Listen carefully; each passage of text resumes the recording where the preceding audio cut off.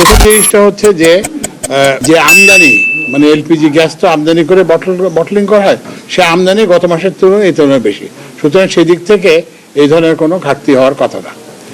কিন্তু এখানে একটা কাজ করছে যে এলপিজি যারা করে তারা আশা করতেছিল যে এলপিজির দাম বাড়বে, যেটা আপনারা দেখছেন যে বিআরসি 53 টাকা না কত টাকা যেন বাড়াইছে। তো এইটার অনেকে সুযোগ নেওয়ার চেষ্টা করছে। তো এই জন্য আমরা এরপরে আমাদের আমাদের ক্যাবিনেট সেক্রেটারিকে আমরা বলছি যে প্রত্যেক জেলায় জেলায় এগুলো নিয়ে যাতে করা হয়, মোবাইল কোর্ট করা হয়। এবং গতকালকে আইন শৃঙ্খলা কমিটির সবাইতে আমরা আলাপ করছি।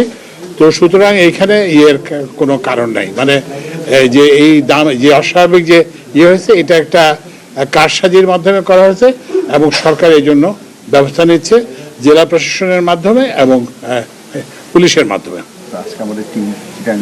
আচ্ছা, এবং আজকে আমরা বিভিন্ন জায়গায় আমরা জ্বালানি বিভাগ থেকে, যদিও আমাদের যেটা বললাম যে নিয়ন্ত্রণ না, এটা বেসিক্যালি প্রাইভেট সেক্টর, কিন্তু আমাদের টিমকে আমরা চিটংয়ে পাঠিয়েছি, আমরা ঢাকাতেও এটা করব।